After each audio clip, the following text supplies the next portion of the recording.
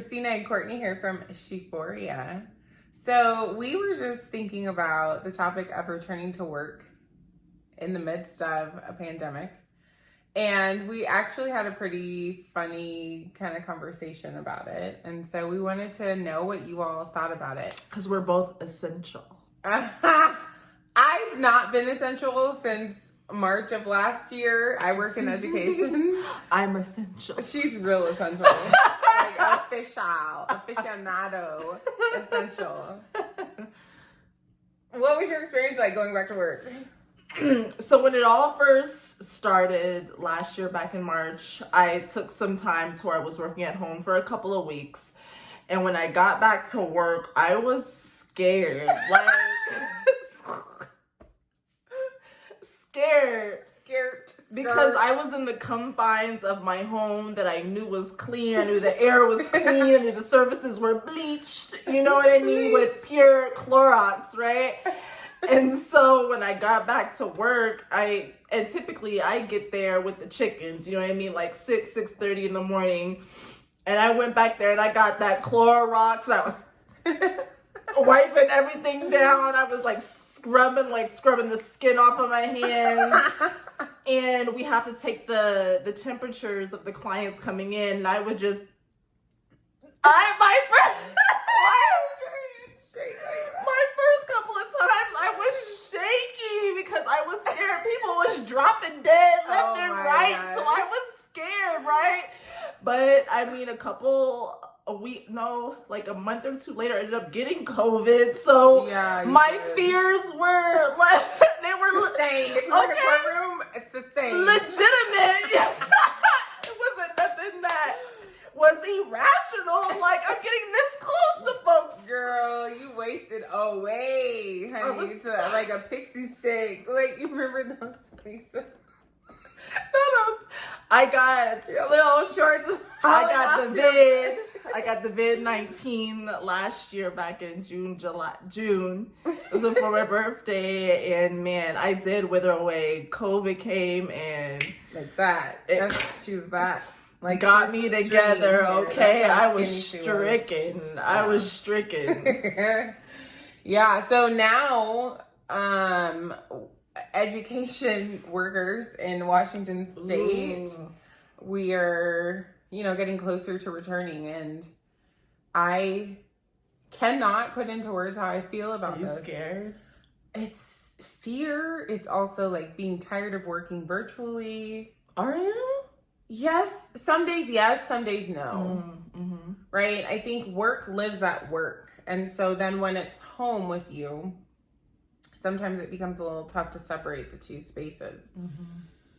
And so, like, I find myself not wanting to get into, like, a side hustle, right, after I've been on the computer all day, right? Mm-hmm. I just want to unplug.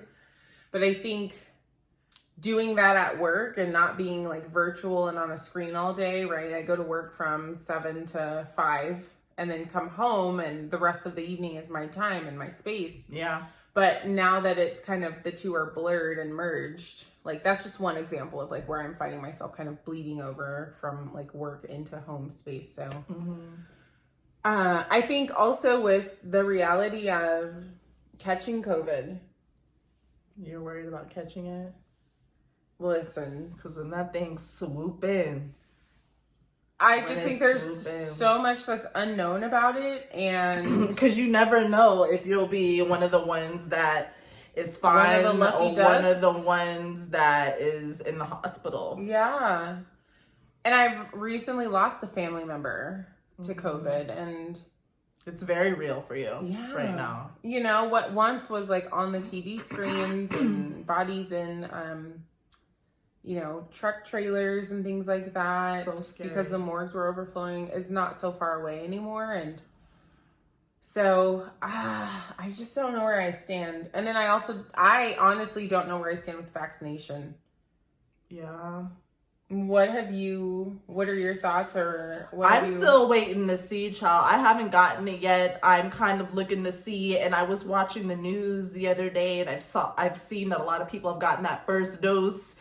and they're trying to make their appointments to get that second dose, and people aren't picking up the phones. They can't get that second dose. So they're trying to figure out, so do I have to go back and get the first dose? What's going to happen if I don't get it? Is it effective or not?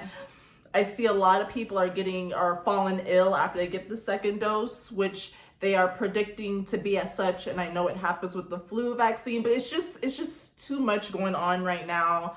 I know, me personally, I'm not ready to get it yet. I just want to see. I want to see how y'all do first. I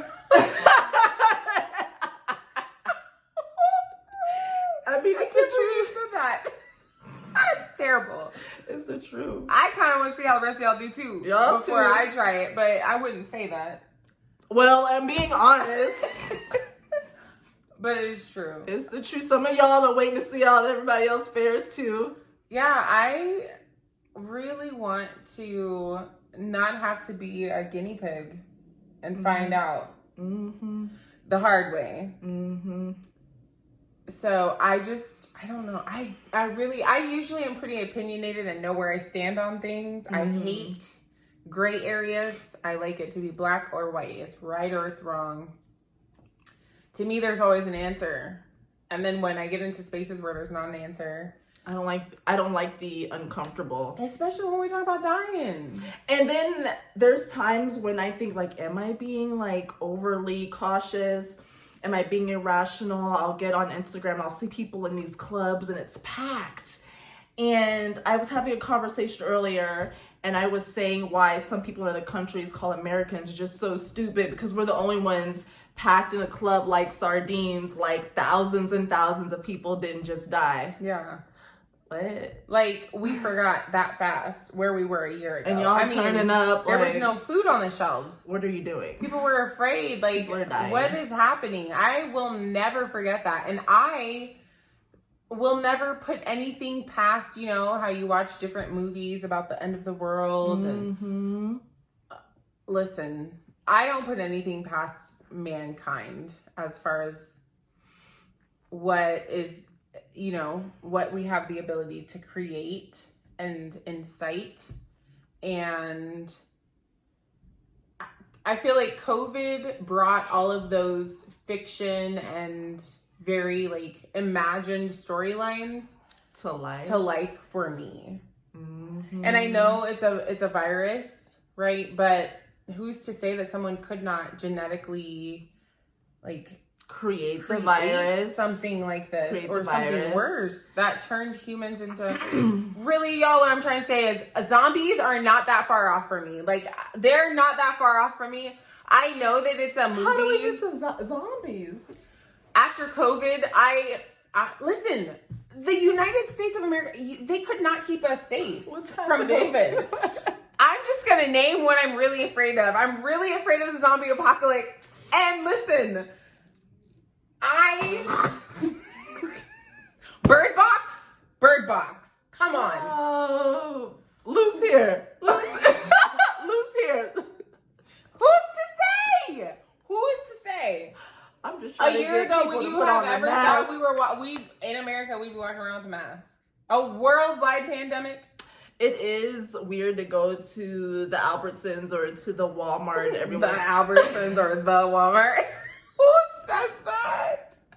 And to see everybody walking around with masks, scurrying around, and only can go one way. You can't go all together. It's weird. Bird Box.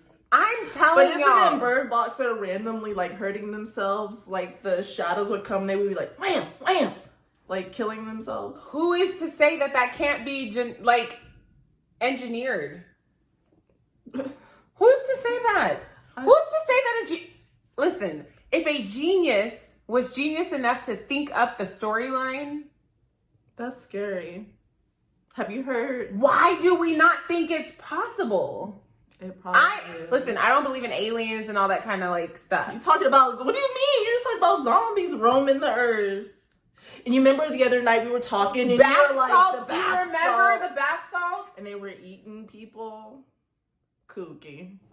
Okay, so maybe like as in movies, how zombies are portrayed, and they were high. They were just like high. That's what I'm saying. Like, who says that someone could not genetically like create a virus that made people do that? That's scary. That's what I mean when I say like a zombie apocalypse, right? Like, I don't put anything past the world or humankind right now. Crazy. After COVID to me like lowered all my like sense of security. And the way people were like, boom, boom, dying quick, and no one could explain. Nobody could explain it. Nobody could anything. heal it. There was no cure. But I mean, y'all out here tootsie rolling around the country. Child, if y'all don't get somewhere to sit down, it's a pandemic. Hello. Gosh. Wait, so you don't believe in zombies? No. Okay, not like the movie zombies, but listen to the concept that I was talking about. If humans can genetically engineer different viruses or different fruits and vegetables and foods, right? Mm-hmm. Do you think it's too far-fetched to think that they could do that for a virus that makes people eat other people? Yeah, of course. You think it's too far-fetched? No, I don't think it's too far-fetched. Okay. Especially with like the bath salts thing, but zombies was like, I thought a zombie was like you're dead and then you come back like Thriller and you're walking around. I feel like you're the second person to say that when I'm making this argument. I'm not talking about the technical definition of dying and coming back to life. I'm talking about being high, a perfectly healthy human catching a virus, let's say COVID, that makes them drop dead the next day, or in this case makes them do things like hallucinate to the point of hurting other human beings. Do you think that is outside the reach of humans? I don't think that's far-fetched, because when I first heard that you can completely lose your sense of smell and taste, I'm like, okay, come on. But when it happened and I was like nasal passages completely clear and I couldn't smell a thing, that was weird. It was weird to taste like Tabasco, because I was doing crazy stuff like putting a whole bunch of Tabasco or like sniffing Pine Sol or bleach just to see, and it to be nothing. That was weird. Weird. So no, I don't put it past. Okay. It's just the word zombie, like. Okay, not zombie, but human eating, I don't know. A human eater? A person eater? Cannibal?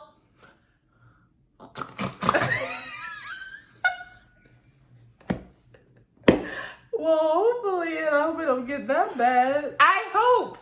But when we're talking about this, I mean, I just had this conversation with someone else and they were like, zombies are completely fictional and made up. I'm not talking about your typical Walking Dead or... I should have got that deep. You know, they had deep freezers on sale at Target. Why would you do that? Tell me because you're going to dismember a body? Like, what? No. Because I didn't know anything about it. I don't want to know. Don't tell me why you're getting it. Just don't. Just to store food, just in case folks go to acting kooky. I want to be prepared. What are you gonna do if the electricity goes out? That's what I want to get like all my supplies. That's why I said a deep freezer. That way, when folks get to acting crazy, I can be locked and stowed away in this house. Don't act like you wouldn't try to sneak and stay here too. You know we got reserves up here. You saw my laundry room, all that doggone bleach. I probably would try to come stay here. Do not come to play in this household, okay? Do not come to play. I can't deal. Well, I feel vindicated in the fact that you say it is not far-fetched. Because it's not. Bird Box, not far-fetched. They did not know whether or not COVID was airborne or... But it was like the leaves picked up and then the lady just jumped out the window. All right. When we're talking about like Bird Box, all the theatrics, but the idea of something being airborne. It is... Well, they did say that COVID was like aerosol, like in the air, and you remember they were saying don't wear a mask, and all of a sudden it's like you gotta wear a mask. Mm-hmm. And there was this, I wish I could remember the doctor's name so you guys know what I'm saying. It wasn't Fauci, it was a physician who went on a plane and he didn't have his eyes covered. And after doing like contact tracing and stuff, he figured out like that's how he contracted COVID, because he seemingly did everything right. The one thing that he didn't do when he was traveling is he didn't put something over his eyes, which is another orifice that's open and susceptible to things going in. That's how he actually ended up getting sick, you know. So there's just so many different things. The bottom line is that I am fearful of something else happening. I think this is a perfect segue for this next question. Are you afraid of death? No. Oh, Going say up more. and yonder. No, I'm not. No, I'm not. Why? Because I know where I'm going when I leave this earth. King Jesus. Streets of milk and honey. Away from all the shenanigans and foolishness. Peace. Going up yonder. Going up yonder. I'm not scared to deal with all the shenanigans and reindeer games. I feel like I'm afraid of death. You not ready? You better get ready. No, I'm really afraid because no one is here to tell us what it's like after we're gone. The Bible. The Word. Yes. You better get ready. And I don't know. This is such a different conversation that we're segueing into.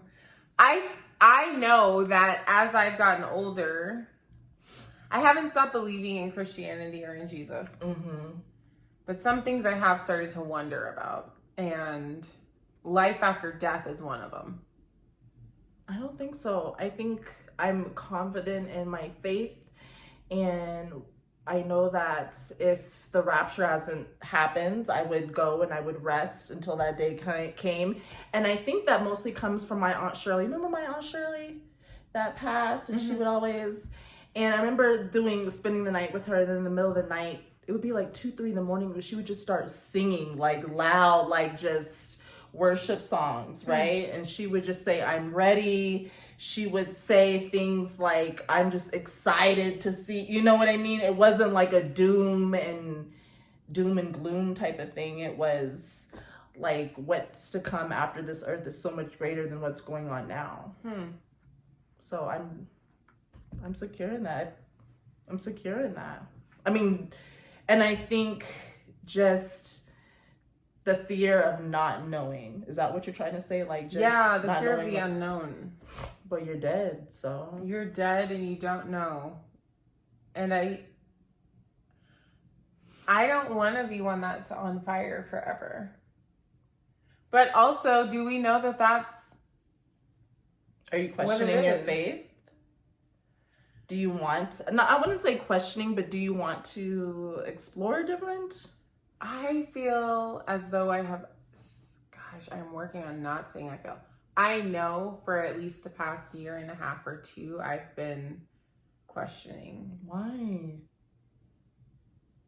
Is it just like circumstances that you thought that you would never? No. That's so weird to hear you say, considering that we're both like Kojic kids since we were. Yeah, I wouldn't say that I'm Kojic anymore. I would say non-denominational. Non-denominational. And we grew up in church, right? Mm-hmm. So every Sunday, regardless of what was going on at home or at school or wherever, we were there. Gatherings where we were at during the week, we were there. And sometimes I wonder if the gospel was preached so heavily and so hard on us, over us, to us, that it became reality. It became all we knew. Mm-hmm. And then when we grow up and we're maybe not in the same context or under the same pastor or leadership or hearing that same word all the time, the dissonance between what we've grown up with versus when you cross over into adulthood, and that space in between what holds you or what ties you to what you've always known when it's no longer there. Yeah. And for me, it was not having a personal relationship. And so I feel as though I've been not consistently enough, but seeking that personal relationship.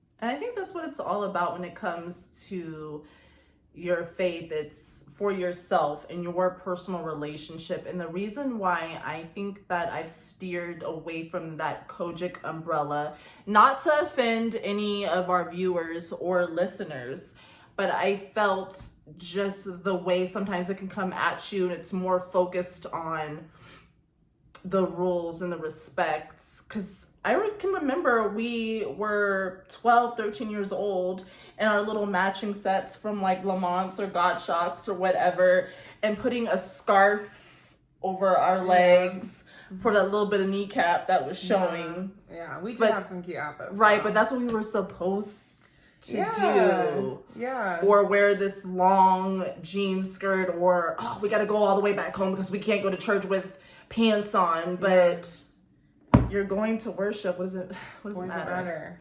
Yeah. So I know that has been something that's crossed my mind. And I don't believe in like challenging God. That's not what this is. I don't believe in that at all. But I think sometimes I find myself asking, are you real? Do you think that's solely based upon the experience? Like, why would this happen? What? No, I just, like, are you real? And I don't know how to explain that. Liz, I'm waiting for you to articulate that, because I can't grab any, because usually we can like boop, boop, I mean, boop, okay, boop, so like, my example would be like obviously different traumatic events that happened when I was growing up. Yes. And maybe seeing family members that survived unthinkable circumstances.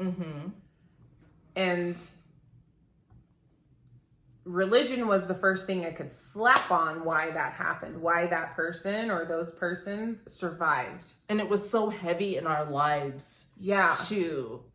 So, like, just some background. My grandfather was a pastor, and your dad was a deacon. Our moms were ushers. We were junior choir. I mean, we were in the thick of it. Right. In the thick of it. Yeah. And so, right, when we were growing up, when my experience was that when this thing or these things happened, the first thing to be like slapped on it to explain what was happening and to provide inspiration and encouragement was religion. And I don't know that that's enough anymore. And I humbly do not want to say that it wasn't Jesus who made this miracle happen. I'm not in a place of I don't believe. I'm in a place of show me. Evidence, without a doubt. Show me so I know you're real. And I feel like when I've said that to other people, they've been like, well, look at what happened so many years ago. How he brought X, Y, and Z out. How he spared X, Y, and Z's life. You saw that firsthand. No, that wasn't my firsthand experience. That was somebody else's. What about me? And I don't want, and you and I both know what I'm I know exactly. I don't want anything that severe to have to happen to anybody. Anybody. Yeah.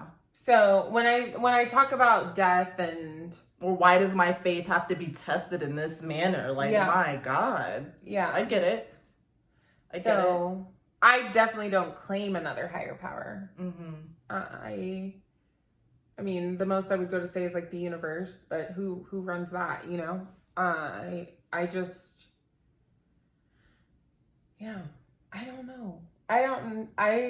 I'm not going to ask, does that make sense? Because I mean exactly what I say. And I think for you have gone through a multitude of different experiences too, that you're speaking to that our audience doesn't quite know about to kind of validate what you're saying. And I'm not saying go into that now, but I think we've all experienced things that are just unexplainable. Like, God, why would you allow this to happen? You know what I mean? And I understand you're testing my faith, but to this magnitude. And I think that's kind of what you might be speaking to. I could be wrong, but they just don't. It's more of a feeling of like, I've seen you be there, right? these other people have come back with these life-changing testimonies about how you were there for them in maybe some of the darkest moments of their lives, or anyone who was there to witness their lives either. Is it possible that yours is coming and it's just not there? I don't want it to come like that. I don't want it to be that. I don't want it to be that severe. No, maybe you've had that severe because you've had a few like boom, boom, boom. You know what I mean? You have. Like and 6-piece combo. So maybe it's just your get over. And so you have that testimony. I don't want anything else heavy. Yeah. I think the thing that I know exactly where he could blow my mind. And that's been my prayer lately. Like, Lord, if you're real.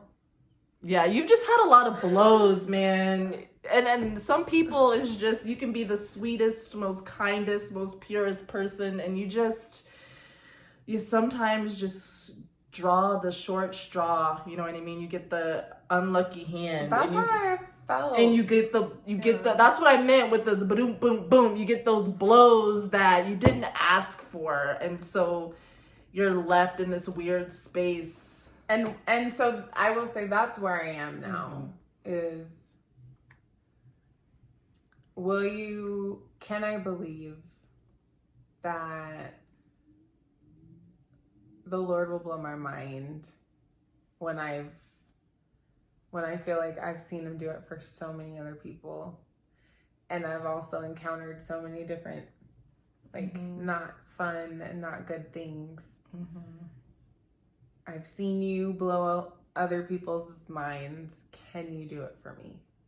Is where I am right now, personally. Well, we know he can. Will you?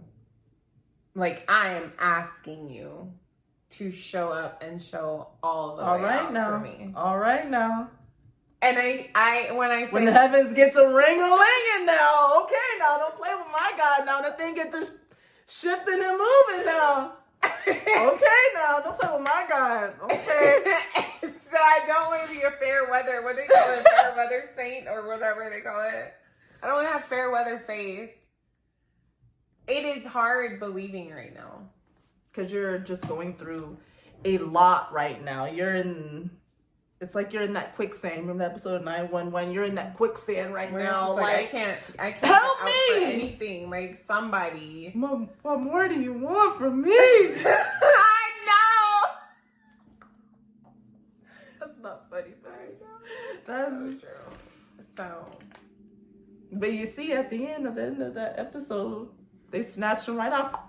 And he was just fine. They did. Come on, Jesus. So, yeah, that's where I'm at right now. That's so funny how this conversation progressed. It started out with, do you believe in death? Or are you afraid of death? That's how our conversation, that's why we started the podcast. That's how it is a real all of our conversations are organic. Slow down. Pronounce your words, Christina. Good God. But this is typically the path that they take, like some deep conversations around deep stuff. Get into it. Tell us what you think. Yeah. So I wonder what our viewers think. I can imagine. I mean, I want to know. Drop a comment. Give us some feedback. What do you think? What do you think happens after you die? Are you a PK? Are you a preacher's kid that's been in the church a long time and now you have different views? Do you have different perspectives now that you're an adult? I mean, how are you feeling about the vaccine? How does your faith tie into all of that? I know for me, that's heavy for me. So yeah.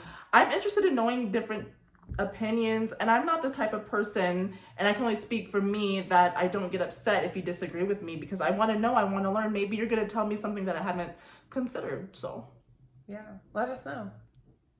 See you guys next time. Bye.